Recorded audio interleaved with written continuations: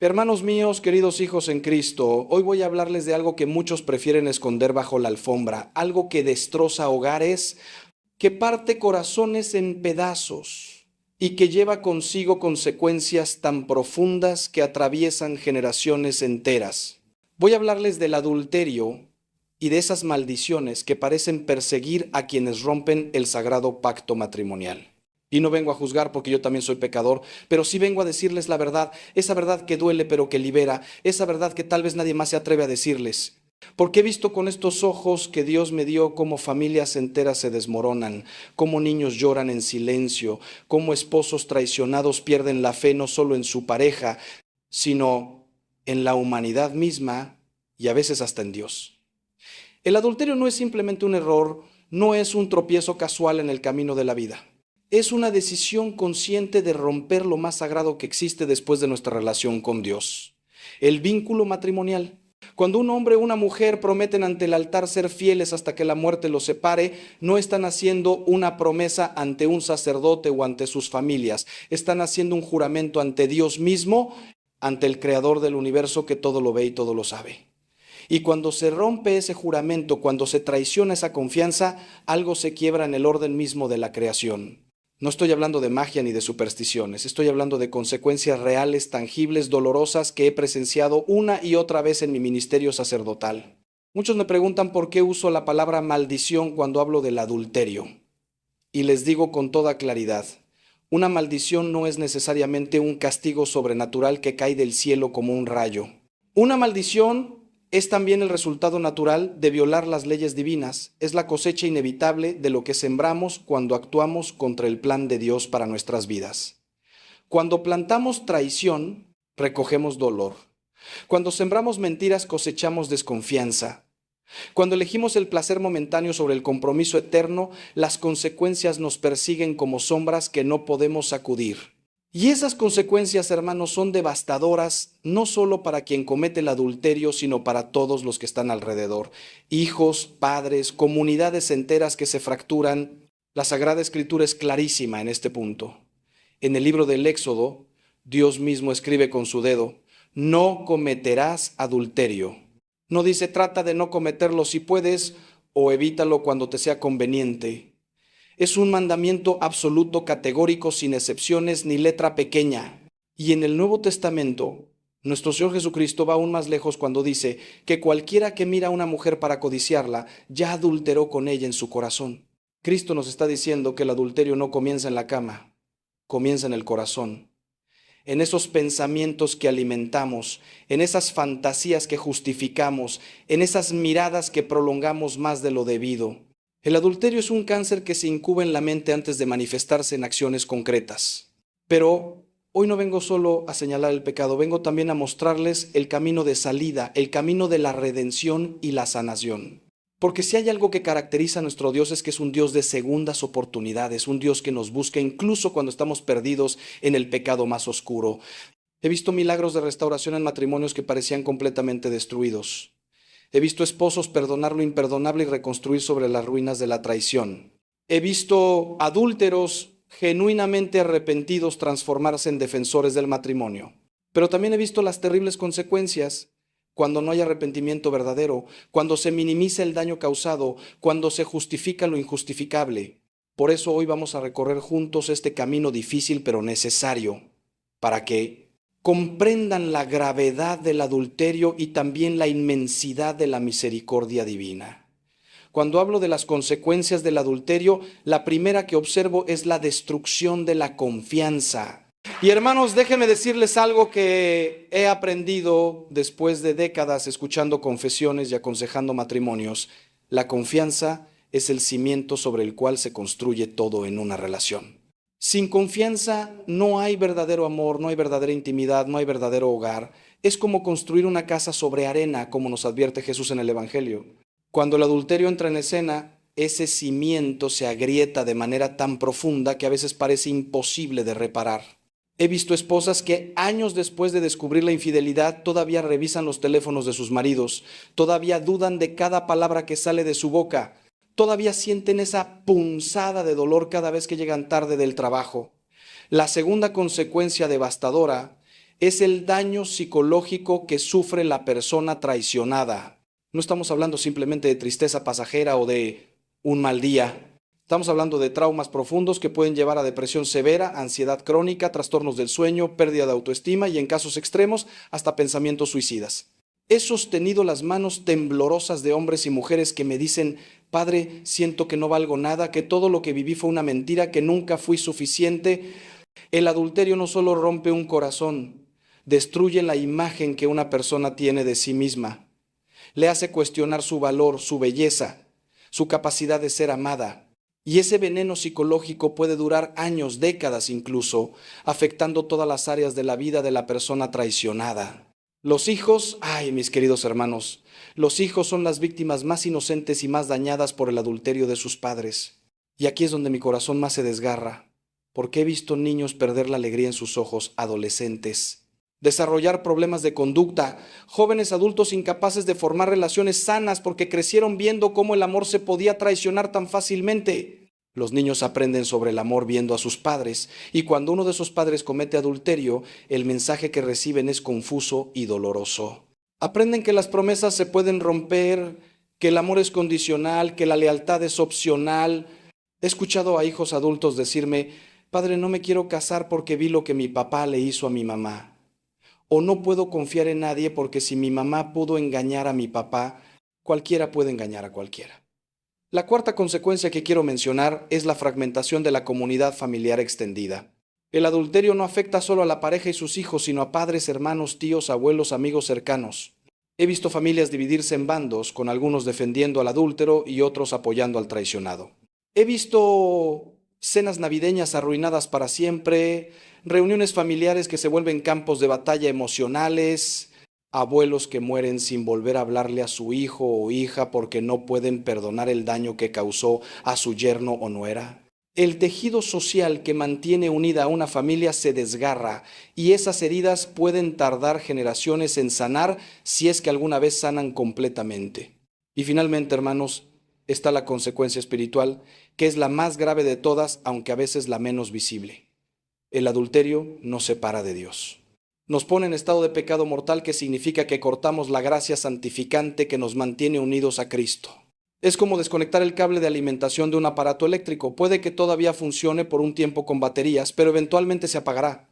Así es el alma que vive en pecado mortal. Puede seguir funcionando externamente, pero por dentro está muriendo espiritualmente. Y lo más trágico es que muchos adúlteros pierden la fe completamente. No porque no pueden reconciliar sus acciones con lo que saben que es correcto, entonces en lugar de arrepentirse, se alejan de la iglesia, dejan de orar, se amargan contra Dios.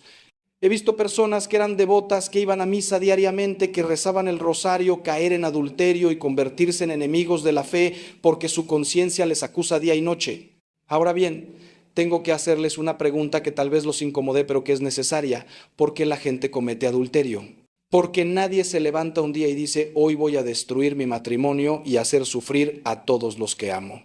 El adulterio es el final de un proceso, la culminación de una serie de decisiones pequeñas, de justificaciones graduales, de límites que se van corriendo poco a poco. Y aquí es donde necesito ser absolutamente claro con ustedes: el adulterio casi siempre comienza con el descuido del matrimonio propio. He visto una y otra vez cómo parejas que dejan de nutrir su relación, que se dan por sentados mutuamente, que dejan de tener tiempo de calidad juntos, que permiten que la rutina y el aburrimiento se instalen, están creando el terreno fértil para que la tentación entre y eche raíces. Uno de los factores más comunes que encuentro es la falta de comunicación profunda y honesta en el matrimonio. Muchas parejas viven bajo el mismo techo, pero son completos extraños emocionalmente. Él llega del trabajo cansado, se sienta frente al televisor y gruñe monosílabos cuando ella le pregunta cómo estuvo su día. Ella está agotada de criar a los niños, hacer las tareas del hogar y siente que su esposo no la ve, no la valora, no la aprecia. Y en ese vacío emocional, hermanos, es donde el diablo encuentra su oportunidad. Porque entonces aparece alguien en el trabajo que sí escucha, alguien que presta atención, alguien que hace sentir especial a esa persona que en su casa se siente invisible. Y ahí comienza la pendiente resbaladiza hacia el adulterio. Otro factor crítico es la falta de vida espiritual en el matrimonio. Cuando una pareja no ora junta, cuando no van a misa juntos, cuando no ponen a Dios en el centro de su relación, están construyendo sobre arena. He dicho esto miles de veces y lo repetiré hasta mi último aliento. Un matrimonio sin Dios está destinado al fracaso o al menos a ser mediocre y vacío. Porque solo Dios puede darnos el amor sobrenatural necesario para perdonar las ofensas diarias, para soportar los defectos del otro, para mantener viva la llama del amor cuando los sentimientos románticos inevitablemente fluctúan. Los matrimonios más fuertes que conozco son aquellos donde Cristo es verdaderamente la piedra angular, donde la pareja lee la Biblia junta, reza el rosario junta, va a retiros espirituales junta. La pornografía es otro veneno mortal que prepara el camino para el adulterio. Y aquí tengo que ser muy directo, especialmente con los hombres, aunque las mujeres tampoco están exentas de esta plaga moderna. La pornografía entrena el cerebro para ver a los demás como objetos de placer en lugar de personas dignas de respeto. Crea expectativas irreales sobre el sexo y sobre cómo debe lucir o comportarse una pareja. Y más importante aún, la pornografía es en sí misma una forma de adulterio del corazón, como nos enseña Jesús. He escuchado incontables confesiones de hombres que comenzaron con pornografía suave, luego pasaron a contenido más explícito, después a conversaciones en línea con mujeres reales y finalmente terminaron en adulterio físico. Es una escalera que desciende al infierno y cada peldaño parece justificable hasta que llegas al fondo y te das cuenta del monstruo en que te has convertido. Por último, hay que hablar del egoísmo fundamental que está en la raíz de todo adulterio. Porque al final del día, hermanos, el adulterio es un acto supremo de egoísmo. Es poner el propio placer, los propios deseos, los propios sentimientos por encima del bien de todos los y demás. Es decir, yo merezco ser feliz sin importar a quién destruya en el proceso. Es la mentalidad del mundo que nos dice que tenemos derecho a todo lo que nos haga sentir bien, que nuestros impulsos deben ser satisfechos, que reprimir nuestros deseos es antinatural y dañino. Pero esa es la mentira más grande que el demonio nos vende. La verdadera libertad no está en hacer lo que queremos, sino en tener la fuerza para hacer lo que es correcto, incluso cuando es difícil. Ahora quiero hablarles de algo que muchos no comprenden: la justicia divina en relación al adulterio. Y aquí es donde algunos se incomodan, porque vivimos en una época donde no nos gusta hablar del juicio de Dios, preferimos un Dios suave que sonríe y acepta todo sin consecuencias. Pero hermanos, un Dios que no tiene justicia tampoco puede tener verdadero amor. La justicia y el amor de Dios no son opuestos, son dos caras de la misma moneda divina. Dios nos ama tanto que nos creó libres, y esa libertad significa que nuestras elecciones tienen consecuencias reales y eternas. Cuando la Biblia dice que Dios juzgará a los adúlteros, no está siendo cruel o vengativo, está simplemente declarando una realidad. Las acciones tienen consecuencias. En el Antiguo Testamento el adulterio era castigado con la muerte. Y antes de que piensen que eso es excesivo, entiendan el contexto. Dios estaba mostrando a su pueblo cuán sagrado es el matrimonio, cuán seria es la promesa conyugal. No estaba siendo arbitrario, estaba protegiendo la institución fundamental de la sociedad. Porque cuando los matrimonios se desmoronan, las familias se desmoronan, y cuando las familias se desmoronan, las sociedades se desmoronan. Vemos esto claramente en nuestra época, donde el adulterio se ha normalizado, donde la fidelidad se ve como opcional y las consecuencias están por todas partes: niños sin padres, epidemias de enfermedades mentales, soledad masiva, incluso en medio de las ciudades más pobladas. Dios sabía que el adulterio era un cáncer social y espiritual, por eso estableció consecuencias tan severas. Pero Cristo vino a traer no solo justicia, sino también misericordia. Recuerden el hermoso pasaje de la mujer sorprendida en adulterio, que fue llevada ante Jesús para ser apedreada.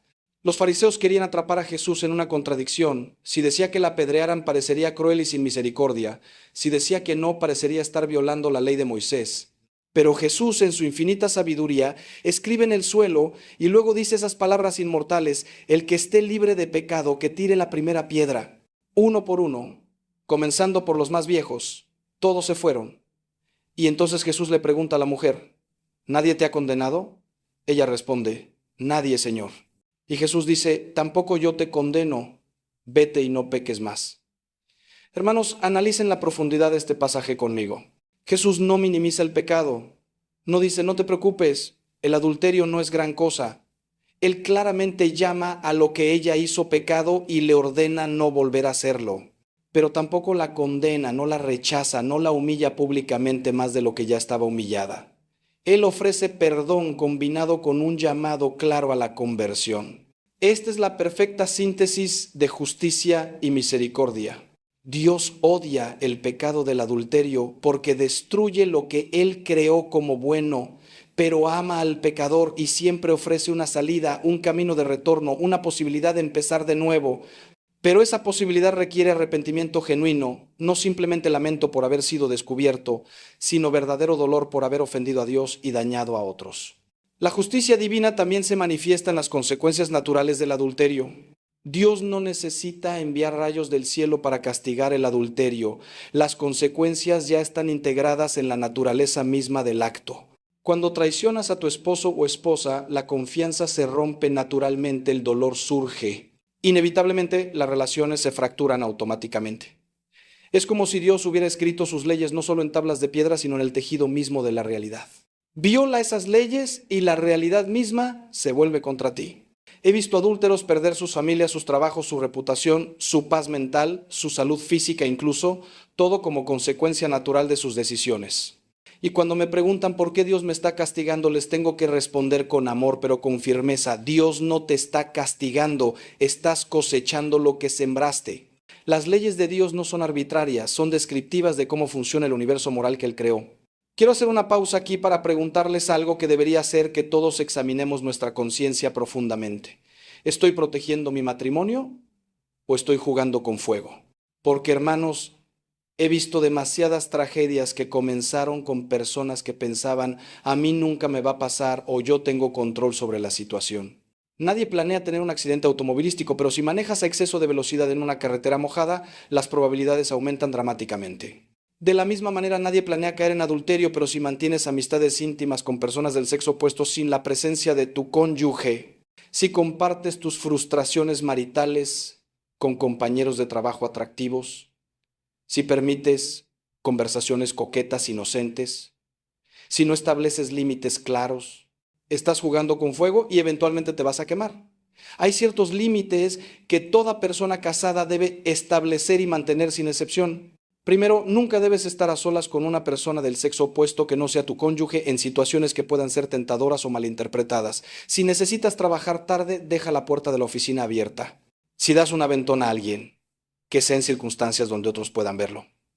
Segundo, nunca compartas detalles íntimos de tu matrimonio con personas que podrían convertirse en opciones románticas. Tus problemas maritales deben discutirse con tu cónyuge, con un consejero profesional, con un sacerdote o con amigos del mismo sexo que apoyan tu matrimonio, no con ese compañero de trabajo comprensivo que te escucha con tanta atención. Tercero, protege tus ojos y tu mente. Si descubres que te atraes frecuentemente hacia alguien que no es tu cónyuge, necesitas crear distancia inmediatamente. Cambiar de trabajo si es necesario, cambiar de parroquia, lo que sea necesario para proteger tu matrimonio. La transparencia con tu cónyuge es absolutamente esencial. He visto matrimonios salvarse porque un esposo tuvo la valentía de decir, cariño, hay una mujer en mi trabajo hacia quien me estoy sintiendo atraído y necesito que me ayudes a establecer límites y me hagas responsable. Esa vulnerabilidad, esa honestidad radical, aunque aterradora, puede fortalecer un matrimonio inmensamente. Porque cuando traes las tentaciones a la luz, pierden mucho de su poder. Es en la oscuridad del secreto donde el pecado florece. También es crucial que compartan las contraseñas de sus teléfonos, computadoras y redes sociales, no porque no confíen el uno en el otro, sino precisamente porque sí confían y no tienen nada que ocultar. La transparencia total es un regalo que le das a tu cónyuge. Una manera de decir, no tengo vida secreta, no hay parte de mí que esté vedada para ti. Alimentar activamente el romance y la intimidad en tu matrimonio es otra protección esencial contra el adulterio. Hermanos, el matrimonio no es un estanque estático, es un jardín que requiere riego constante, poda regular, atención continua. Si no cultivas intencionalmente el amor, la admiración, el respeto y la pasión en tu matrimonio, esas cosas morirán y las malas hierbas de la apatía y la tentación crecerán en su lugar. Tengan citas regulares, aunque sea simplemente caminar juntos después de la cena. Coquetense entre ustedes, mándense mensajes dulces durante el día, háblense con respeto y admiración frente a otros. Mantengan viva su vida íntima, porque el sexo dentro del matrimonio no es opcional ni vergonzoso, es un regalo sagrado de Dios que los une y los protege de la tentación externa. Por último, y esto no puedo enfatizarlo suficientemente, oren juntos como pareja. La pareja que ora unida permanece unida. Cuando oras con tu cónyuge, cuando le abres tu corazón ante Dios en presencia de tu pareja, cuando juntos piden la gracia divina para ser fieles y amarse mejor, están construyendo un escudo espiritual alrededor de su matrimonio. He visto este escudo repeler tentaciones que habrían destruido matrimonios menos protegidos. Satanás es un león rugiente que busca a quien devorar, como dice San Pedro, y su objetivo favorito son los matrimonios porque destruyendo matrimonios destruye familias y destruyendo familias destruye sociedades. Pero cuando un matrimonio está fundado en Cristo, cuando invocan diariamente la protección de la Santísima Virgen María, cuando viven en estado de gracia a través de la confesión y la Eucaristía regulares, están creando una fortaleza que las puertas del infierno no pueden prevalecer contra ella. Ahora debo hablarles de algo extremadamente difícil pero necesario. ¿Qué hacer cuando el adulterio ya ha ocurrido? Porque algunos de ustedes que están escuchando esto no necesitan prevención, necesitan sanación. Ya cayeron o su cónyuge cayó y se sienten perdidos en un mar de dolor, confusión, ira, culpa y desesperación. Primero que nada, déjenme decirles esto con todo el amor de Cristo que puedo expresar. Hay esperanza. No digo que será fácil. No digo que no dolerá. No digo que podrán simplemente olvidar y seguir adelante como si nada hubiera pasado. Lo que digo es que he visto la gracia de Dios hacer milagros en situaciones que parecían completamente sin esperanza. He visto matrimonios no solo sobrevivir al adulterio, sino salir más fuertes del otro lado. He visto adúlteros transformarse en santos. He visto esposos traicionados encontrar en su dolor una profundidad de fe que nunca habían conocido. Si fuiste tú quien cometió adulterio, lo primero que necesitas es arrepentimiento genuino. Y déjame ser claro sobre lo que eso significa, porque muchos confunden arrepentimiento con remordimiento. Remordimiento es sentir pena por ti mismo, por las consecuencias que estás enfrentando, por haber sido descubierto. Arrepentimiento es sentir dolor genuino por haber ofendido a Dios, por haber traicionado a tu cónyuge, por haber dañado a tus hijos, por haber violado tus votos sagrados. El remordimiento te hace sentir mal por estar en problemas. El arrepentimiento te hace sentir mal por haber causado problemas. El remordimiento busca minimizar el daño y mover hacia adelante rápidamente. El arrepentimiento reconoce la magnitud total de lo que hiciste y está dispuesto a hacer lo que sea necesario para reparar. Sin importar cuánto tiempo tome, la confesión sacramental es absolutamente esencial si cometiste adulterio. No puedes simplemente decir, bueno, Dios ya sabe lo que hice y ya me perdonó en mi corazón. No, hermano, no, hermana, eso no funciona así. Cristo estableció el sacramento de la reconciliación precisamente para pecados graves como este. Necesitas ir ante un sacerdote, confesar tu pecado en voz alta, escuchar las palabras de absolución, recibir la penitencia. Hay algo profundamente sanador en el acto de verbalizar tu pecado ante otro ser humano que representa a Cristo. Te saca del mundo de la negación y la minimización y te fuerza a confrontar la realidad de lo que hiciste. Y cuando escuchas al sacerdote decir, yo te absuelvo de tus pecados en el nombre del Padre, del Hijo y del Espíritu Santo, algo cambia en tu alma. La mancha del pecado mortal es lavada, la gracia santificante es restaurada, tu relación con Dios es reparada, pero la confesión ante Dios no es suficiente, también necesitas confesar ante tu cónyuge si es que aún no lo sabe. Y aquí es donde muchos se equivocan, pensando que están protegiendo a su pareja al mantener el secreto. Lo que no sabe no le hace daño, dicen. Mentira, el secreto es veneno. Tu cónyuge merece saber la verdad, por dolorosa que sea, porque solo la verdad puede ser el fundamento de la reconciliación genuina. Ahora, hay maneras sabias y maneras destructivas de confesar. No debes llegar y soltar todos los detalles gráficos en un momento de alivio egoísta de tu conciencia. Busca la guía de un sacerdote o consejero sobre cuándo, dónde y cómo compartir esta verdad de manera que, aunque dolorosa, abra la puerta a la sanación en lugar de causar trauma adicional innecesario. Una vez confesado, necesitas cortar completamente toda comunicación con la persona con quien cometiste adulterio. No solo seamos amigos, no necesitamos cerrar correctamente, no una última conversación para tener cierre. Corte total, inmediato, absoluto. Bloquea el número, elimina de las redes sociales, cambia de trabajo si es necesario, porque cualquier contacto continuo es como intentar que sane una herida mientras continúas abriéndola.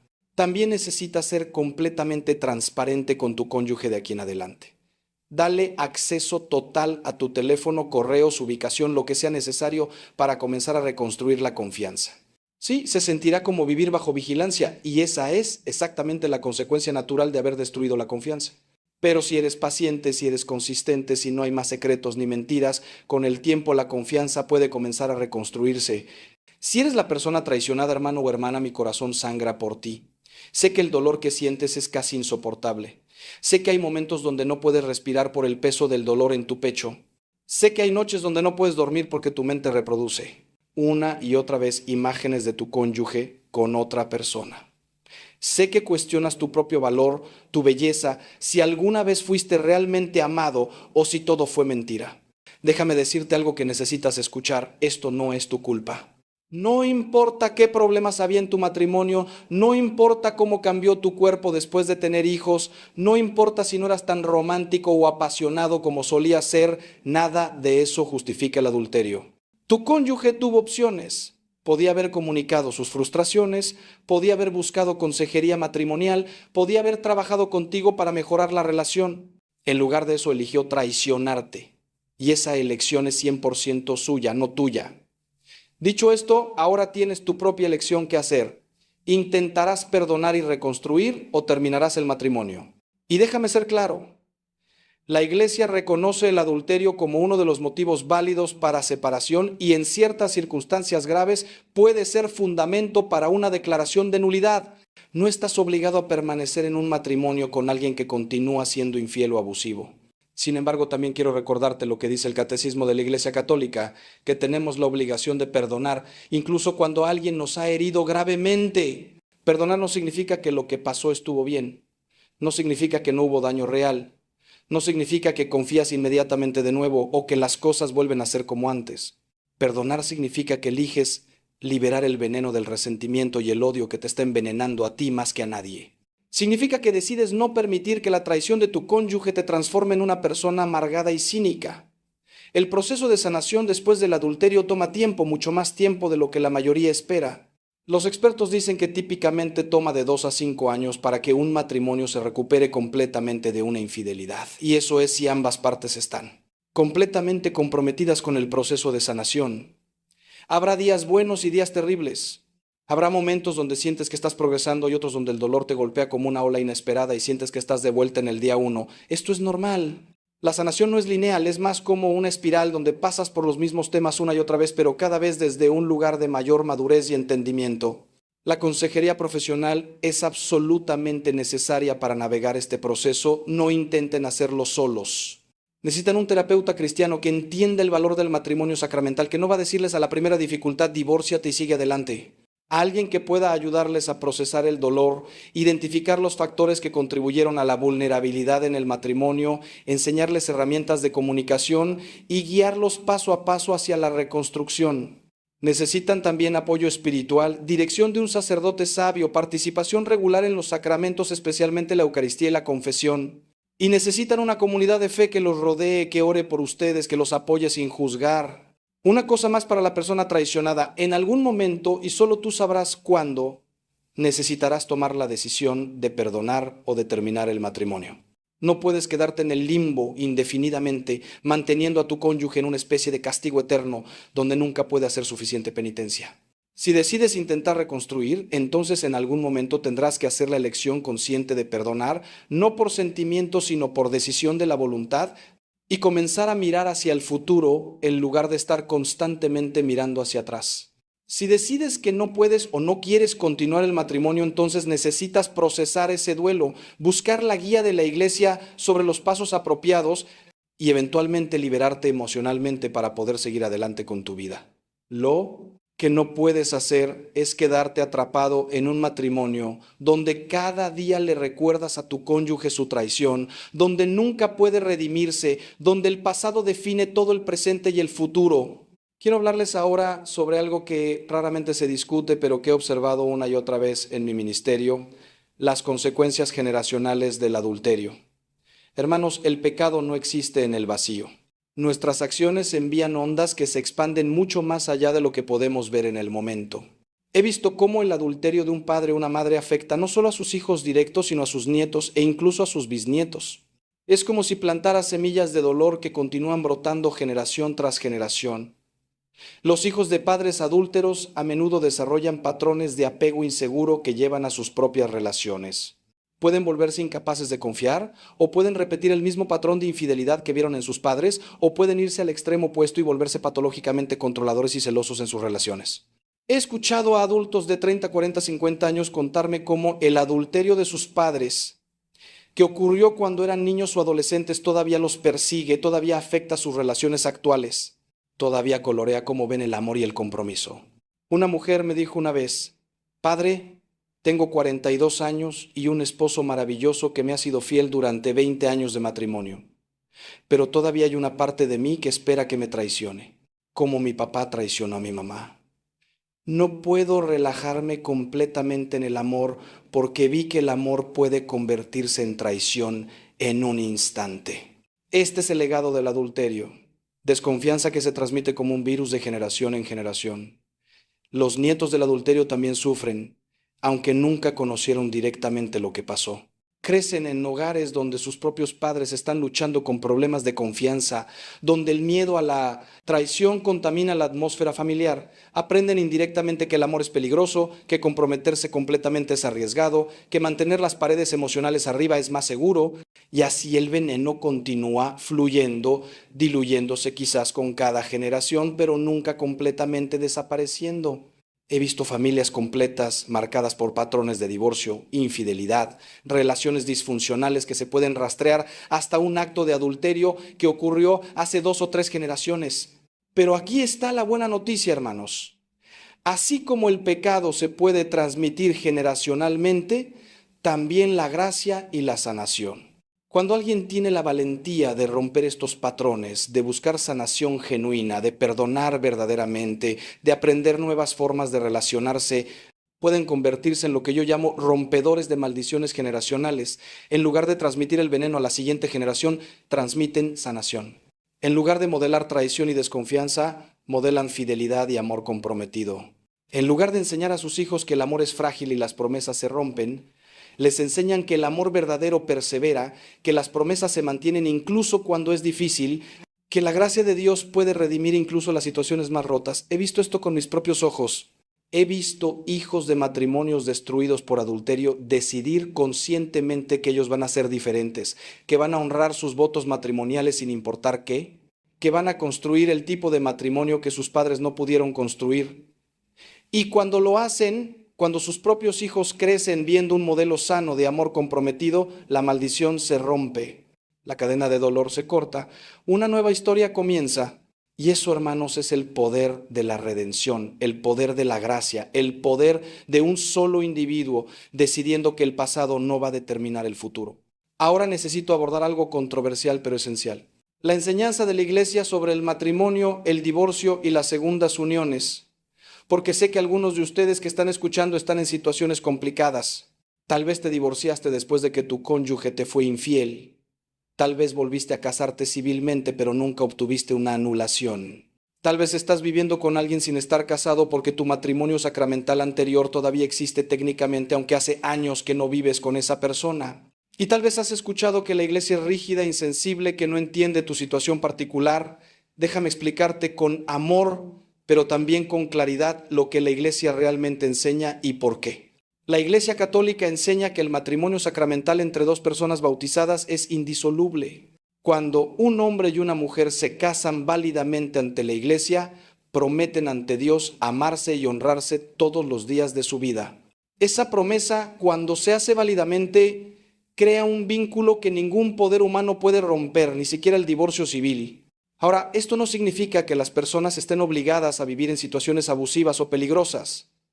La Iglesia reconoce que puede haber razones serias para la separación física, pero la separación física e incluso el divorcio civil para efectos legales como la división de bienes o la custodia de los hijos no disuelven el vínculo sacramental. Esto puede sonar duro, pero hay razones profundas para esta enseñanza. Primero, la indisolubilidad del matrimonio refleja la unión entre Cristo y su Iglesia, que es eterna e inquebrantable. El matrimonio sacramental es una imagen viva de ese amor divino. Segundo, protege la dignidad del matrimonio mismo. Si el matrimonio pudiera disolverse fácilmente, dejaría de ser el compromiso total y permanente que está diseñado para ser. Se convertiría en un contrato temporal sujeto a renegociación cuando las cosas se ponen difíciles. Tercero, protege a la parte más débil en el matrimonio, especialmente a las mujeres e hijos que históricamente han sido abandonados cuando los hombres decidían que querían mejorar a una esposa más joven. La indisolubilidad dice, no, no puedes simplemente descartar a tu cónyuge como si fuera un electrodoméstico viejo. Ahora, una anulación es diferente de un divorcio. Una anulación no dice, este matrimonio existió, pero ahora lo estamos terminando. Una anulación dice, nunca existió un matrimonio sacramental válido desde el principio, aunque había la apariencia de uno. Puede haber muchas razones para esto. Uno o ambos cónyuges nunca tuvieron la intención de ser fieles o de tener hijos o de permanecer juntos permanentemente. O hubo una inmadurez psicológica seria que impidió dar un consentimiento verdadero. O hubo coerción, engaño o falta de entendimiento de lo que es el matrimonio. Un tribunal eclesiástico examina cuidadosamente las circunstancias del matrimonio para determinar si todos los elementos necesarios para un matrimonio válido estaban presentes en el momento del consentimiento. Si no lo estaban, se puede declarar la nulidad. Si estás divorciado y vuelto a casar civilmente sin una anulación, la enseñanza de la Iglesia es que estás viviendo en estado objetivo de pecado mortal, lo que significa que no debes recibir la Sagrada Comunión. Sé que esto suena duro, y sé que causa un dolor inmenso a muchas personas buenas que aman a Dios y quieren estar en comunión plena con la Iglesia. Pero entiendan la lógica.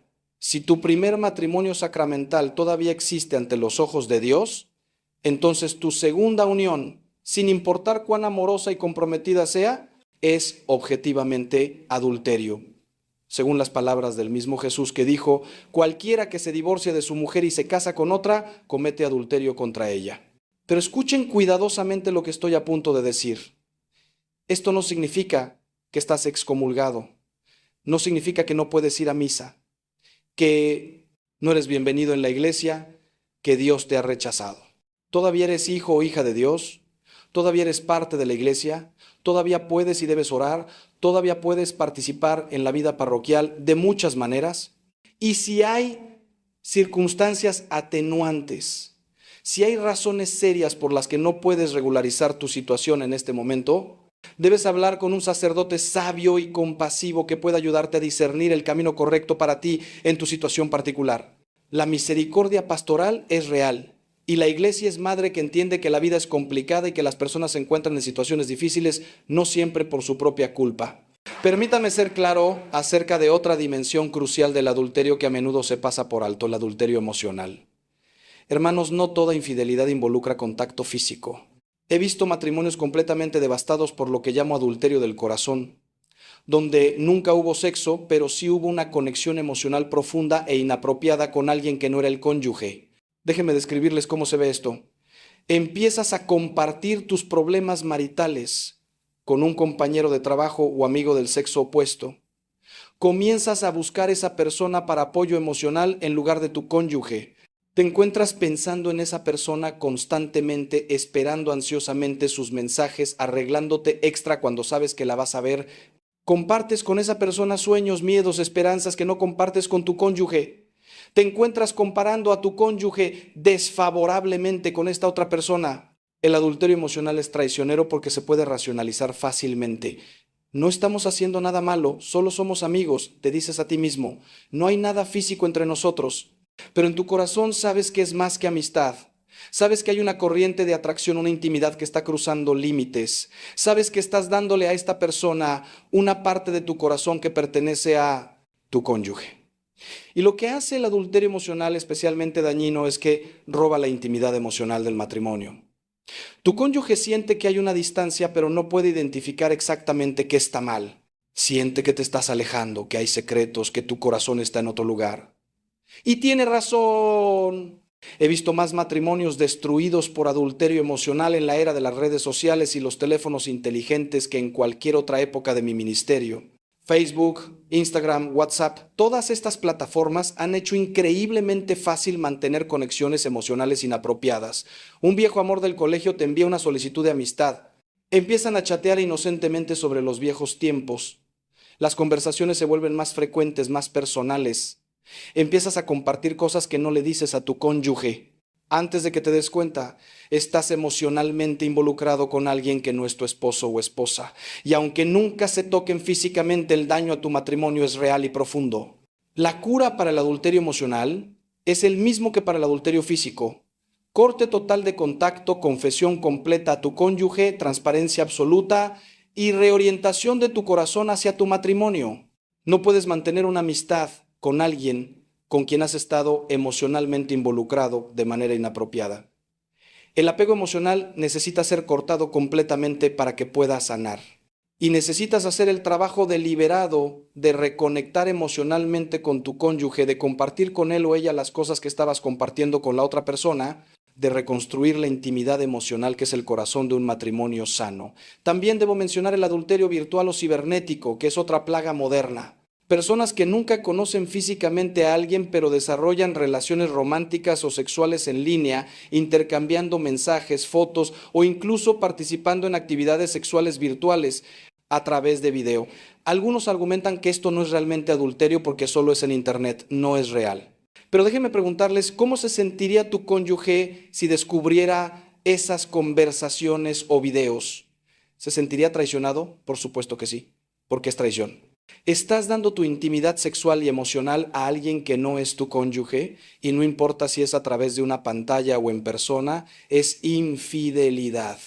El peligro particular del adulterio cibernético es que se siente menos real, menos serio, más fácil de racionalizar y justificar. Es solo fantasía, te dices. No le estoy haciendo daño a nadie, pero te estás haciendo daño a ti mismo, dañando tu matrimonio, dañando tu alma. Estás entrenando tu mente y tu corazón para buscar satisfacción fuera de tu matrimonio. Estás creando secretos y mentiras. Estás violando la confianza de tu cónyuge. Y eventualmente lo que comienza en línea tiene una terrible tendencia a migrar al mundo real. He visto innumerables casos donde lo que empezó como solo chatear en línea terminó en encuentros físicos y adulterio completo. Quiero abordar ahora una pregunta que muchos me hacen pero pocos tienen el coraje de verbalizar. ¿Puede un matrimonio ser realmente mejor después del adulterio que antes? Y mi respuesta, basada en décadas de experiencia pastoral, es sí puede, pero solo si ambas partes están dispuestas a hacer el trabajo extraordinariamente difícil de sanación, perdón y reconstrucción. He visto matrimonios que eran mediocres, donde las parejas simplemente coexistían sin verdadera intimidad o conexión, destrozarse por el adulterio, y luego en el proceso de sanación descubrir una profundidad de amor, comunicación y compromiso que nunca habían experimentado antes. El dolor del adulterio los obligó a confrontar problemas que habían estado ignorando durante años. La crisis los llevó a terapia, a dirección espiritual, a conversaciones honestas que habían estado evitando. Pero tengan cuidado de no romantizar esto. No estoy diciendo que el adulterio sea bueno o que sea algún tipo de regalo disfrazado. El adulterio siempre es pecado, siempre causa daño, siempre trae consecuencias dolorosas.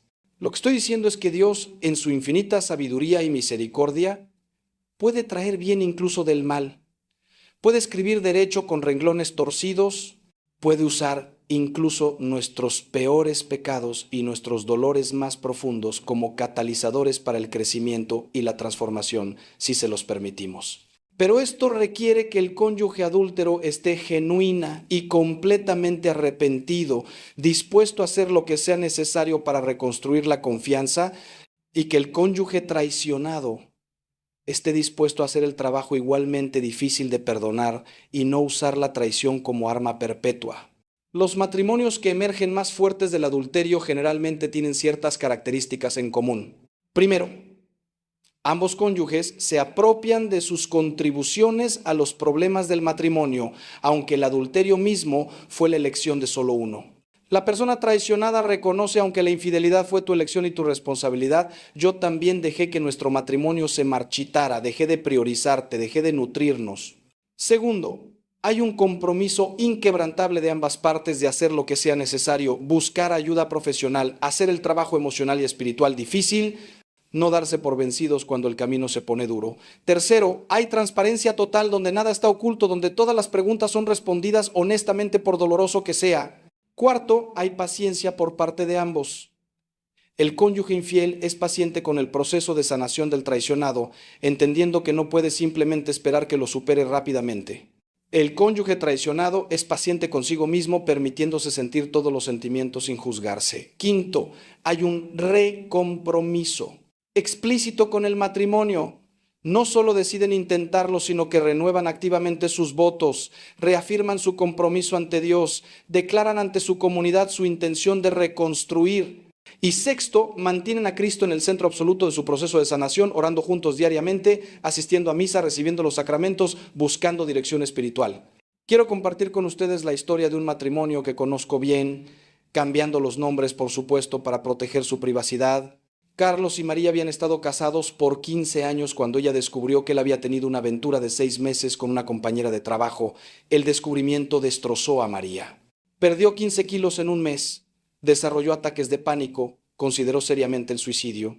Carlos estaba genuinamente arrepentido, pero no tenía idea de cómo comenzar a reparar el daño que había causado.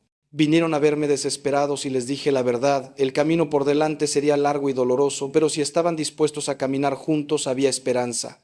Pasaron los siguientes 3 años en terapia intensiva, dirección espiritual regular y haciendo el trabajo difícil de reconstruir su matrimonio. Hubo momentos donde María quería rendirse, donde el dolor era tan intenso que no podía imaginar continuar. Hubo momentos donde Carlos se sentía tan culpable que consideraba dejarla para que ella pudiera encontrar a alguien mejor, pero perseveraron. Carlos dejó su trabajo para eliminar cualquier posibilidad de contacto con la otra mujer. Dio a María acceso completo a todo en su vida, sin secretos ni áreas prohibidas. Fue paciente cuando ella tenía días malos donde el dolor la abrumaba de nuevo.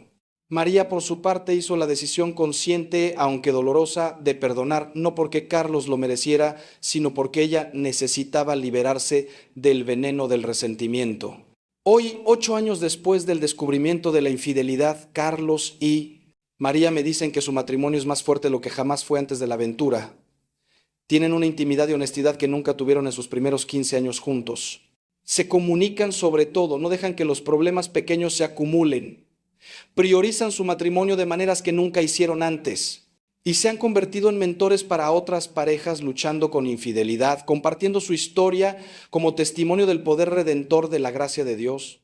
No están agradecidos por el adulterio, eso sería perverso, pero están agradecidos por lo que Dios hizo con el adulterio, cómo usó ese evento terrible para transformar su matrimonio. Ahora debo preguntarles algo que tal vez los confronte incómodamente. ¿Hay algún área de tu vida donde estás siendo infiel a Dios? Porque, hermanos, así como podemos ser infieles a nuestros cónyuges, también podemos ser infieles a Dios.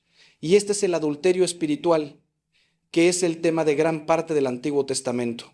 Cuando los profetas hablan de Israel prostituyéndose con ídolos, están usando el lenguaje del adulterio. Cuando Oseas es llamado a casarse con una prostituta como símbolo de la relación de Dios con su pueblo infiel, es una imagen del adulterio espiritual.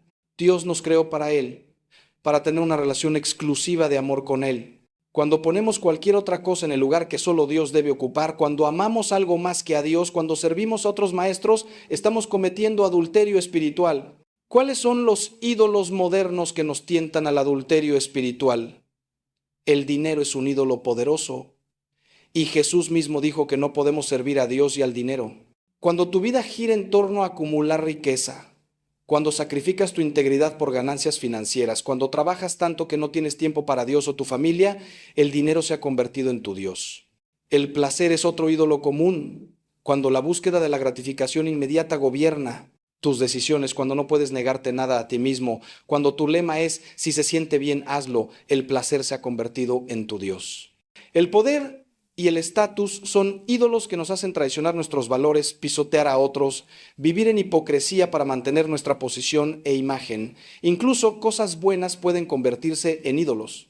Tu familia puede convertirse en un ídolo si la amas más que a Dios, si haces cualquier cosa por tus hijos, incluyendo actos inmorales, si tu identidad está completamente envuelta en ser padre o madre en lugar de ser hijo o hija de Dios primero. Tu trabajo puede convertirse en un ídolo si defines tu valor por tu éxito profesional, si sacrificas tu alma por avanzar en tu carrera. Incluso tu propio bienestar y autorrealización pueden convertirse en ídolos en nuestra cultura obsesionada con el autocuidado y el vivir tu verdad. Cuando tu propia felicidad y satisfacción son más importantes que obedecer a Dios, te has convertido en tu propio ídolo. El adulterio espiritual, como el adulterio matrimonial, trae consecuencias devastadoras. nos aleja de la fuente de vida verdadera, nos deja vacíos y ansiosos, nos hace perseguir satisfacciones que nunca satisfacen completamente. San Agustín lo dijo perfectamente: nos hiciste, Señor, para ti, y nuestro corazón está inquieto hasta que descanse en ti. Cuando intentamos llenar ese espacio con forma de Dios en nuestro corazón con cualquier otra cosa, dinero, placer, relaciones, logros, nunca encaja correctamente. Siempre hay un vacío, siempre hay una insatisfacción, siempre hay un anhelo por algo más, porque nada excepto Dios puede satisfacer completamente el corazón humano. La cura para el adulterio espiritual es la misma que para el adulterio matrimonial: arrepentimiento, confesión, cortar completamente con el ídolo y reorientar tu corazón hacia Dios.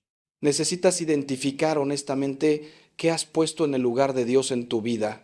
Necesitas confesar este pecado. Reconocer que has estado adorando a la creación en lugar del Creador.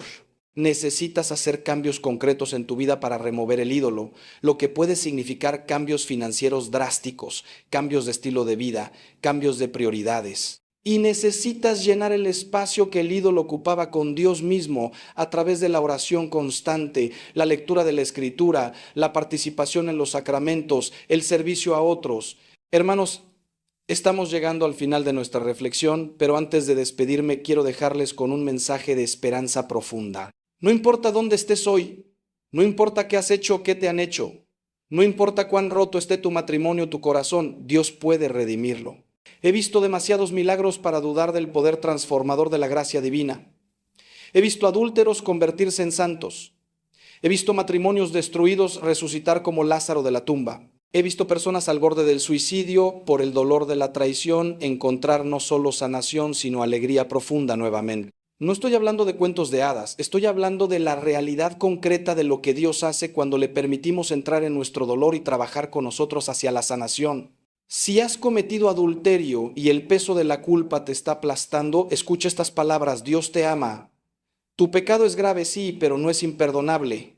No hay pecado tan grande que la misericordia de Dios no pueda cubrirlo, pero necesitas dar el paso de acercarte a Él en arrepentimiento genuino. Ve a confesarte hoy, no mañana, hoy. Busca un sacerdote que pueda guiarte hacia la sanación. Haz las reparaciones necesarias con aquellos a quienes has dañado. Y luego, hermano, hermana, levántate y camina en la libertad del perdón de Dios. No permitas que el diablo te mantenga atrapado en ciclos de culpa y vergüenza que te paralizan. Dios ya te perdonó si vienes a Él arrepentido. Ahora necesitas aprender a perdonarte a ti mismo y vivir en la gracia que Él te ofrece. Si eres la persona traicionada y el dolor te está consumiendo, quiero que sepas que es normal sentir lo que sientes. No necesitas fingir que estás bien cuando no lo estás. No necesitas perdonar antes de estar listo. Lleva tu dolor a Dios. Grita, llora, pregunta ¿por qué? Si necesitas hacerlo. Dios es suficientemente grande para manejar tus emociones más intensas. Y en tu propio tiempo, cuando estés listo, pídele a Dios la gracia del perdón. No puedes perdonar con tus propias fuerzas. El perdón verdadero es un regalo sobrenatural que solo Dios puede dar. Pero si abres tu corazón a esa posibilidad, si dices: Dios, no puedo perdonar ahora, pero quiero querer perdonar, ayúdame, Él comenzará a trabajar en ti esa gracia transformadora. Y si tu matrimonio está bien, si nunca has enfrentado la pesadilla del adulterio, no asumas que nunca te pasará. Manténganse vigilantes, protejan su matrimonio, inviertan en él diariamente. Agradezcan a Dios por el regalo que tienen y cuídenlo como el tesoro que es. Sean luz para otros matrimonios que luchan. Compartan su historia, su éxito, no con orgullo, sino con humildad, reconociendo que sin la gracia de Dios, cualquiera de nosotros puede caer. Oren por los matrimonios en su comunidad, especialmente aquellos que saben están pasando por momentos difíciles. Sean parte de la solución, construyendo una cultura que honra y protege el matrimonio en lugar de socavarlo. Queridos hijos en Cristo, los dejo hoy con las palabras del Salmo 147. Él sana a los quebrantados de corazón y venda sus heridas. No importa cuán quebrantado estés, Dios es el sanador supremo. Permítele tocar tus heridas más profundas. Permítele restaurar lo que está roto. Permítele escribir una historia de redención en tu vida. Y mientras caminas este camino difícil, recuerda que no estás solo. La iglesia camina contigo, los santos interceden por ti. María, Madre de Dios, te sostiene en sus brazos maternales y sobre todo, Cristo mismo camina a tu lado, llevando tu cruz contigo cuando es demasiado pesada para cargarla solo. Les pido que si este mensaje tocó su corazón, si encontraron en él algo de esperanza o de verdad que necesitaban escuchar, por favor compártanlo con alguien que pueda necesitarlo. Hay tantos matrimonios sufriendo en silencio, tantas personas cargando el peso de la culpa o el dolor de la traición sin saber que hay ayuda disponible, que hay esperanza, que hay un camino hacia la sanación. Sean mensajeros de esperanza para ellos. Y si desean seguir recibiendo contenido que fortalezca su fe y su vida familiar, los invito a suscribirse a este canal, donde continuamente ofrecemos enseñanza, inspiración y acompañamiento en su caminar espiritual. Que Dios los bendiga abundantemente. Que María Santísima los cubra con su manto protector y que el Espíritu Santo les dé la sabiduría, la fuerza y la gracia para vivir en fidelidad, en amor verdadero y en santidad. Les recuerdo que en este camino de la vida nunca están solos. La iglesia es su madre, los sacramentos son su alimento espiritual y la misericordia de Dios es infinita e inagotable. No importa cuántas veces hayan caído, siempre pueden levantarse. No importa cuán oscura parezca la noche, el amanecer de la gracia de Dios siempre llega para quienes lo buscan con corazón sincero. Los llevo a todos en mi oración diaria, especialmente a aquellos que están atravesando el valle oscuro del dolor, la traición o el arrepentimiento. Sepan que un viejo sacerdote los acompaña desde su capilla pidiendo a Dios que derrame sobre ustedes las gracias necesarias para perseverar, para sanar, para amar como Cristo ama. No se rindan, no pierdan la esperanza. No permitan que el enemigo les robe la paz que Cristo vino a traer. Y recuerden siempre estas palabras del profeta Joel que tanto amo. Yo les compensaré los años que comió la langosta. Dios puede restaurar el tiempo perdido, puede redimir los años desperdiciados en pecado o sufrimiento. Nunca es demasiado tarde para empezar de nuevo con Él. Nunca es demasiado tarde para que su matrimonio sea transformado. Nunca es demasiado tarde para que su familia encuentre la paz. Porque nuestro Dios es el Dios de las segundas oportunidades, el Dios que hace nuevas todas las cosas, el Dios que nunca se cansa de perdonarnos cuando venimos a Él con humildad y arrepentimiento. Vayan en paz. Vivan en el amor de Cristo y que la bendición de Dios Todopoderoso, Padre, Hijo y Espíritu Santo descienda sobre ustedes y permanezca para siempre. Hasta nuestro próximo encuentro, hermanos. Que Dios los guarde y los proteja. Amén.